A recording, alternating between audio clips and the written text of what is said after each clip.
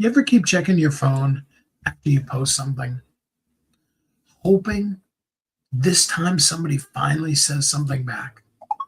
Like like your whole life depends on that like and that comment. I know what that feels like because I've done it more times myself than I'd care to admit. In fact, just to be brutally honest with you, I actually just checked the stats from the post I did yesterday for my mom for Mother's Day to see how it did.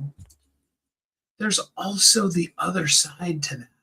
When you have something that goes, maybe not massive viral, like, you get millions, but, I mean, you get something that, gets over 1,000, or, if you're used to seeing 20s, you get something that's in the hundreds, whatever that might be. You get something that really hits and you're like, oh man, how do I duplicate that every single time? Right. And you go back and you're looking at, I know I do. I mean, do you do that too? Do you find yourself looking at this stuff going, oh man, how come this one didn't hit?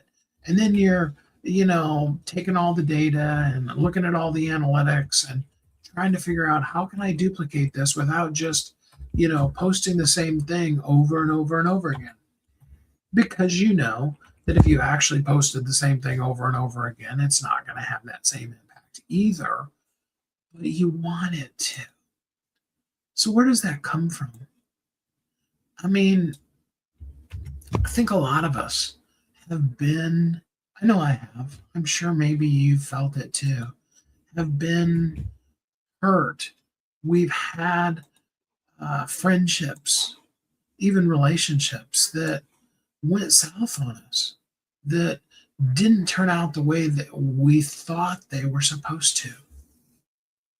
Uh, there's a line in a song that I just wrote recently that basically says, um, I have met the ones that I thought would never leave me, only for them to fade before the morning light. And it feels that way. And I'm not talking about some kind of one night stand kind of situation. I'm talking about, you're in love with somebody.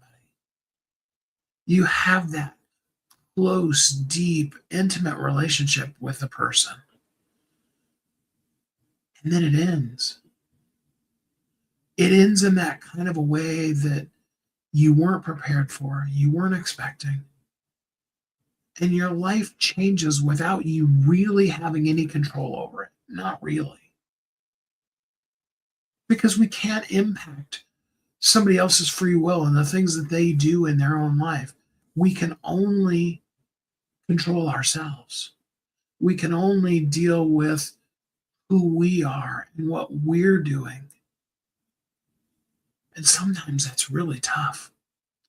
And so, yeah, we look for third party validation. We put our book out there and we want to see, not only it, hit the bestseller list and have great rankings, but get reviews and have people tell us how wonderful it is.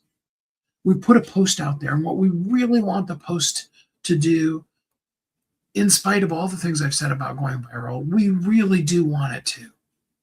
You've heard somebody talk about their post, their post or their video went to 1 million. And so you're like, oh man, I would love to see that. We see that person that talks about having 10 million, 20, 30, 50 million people.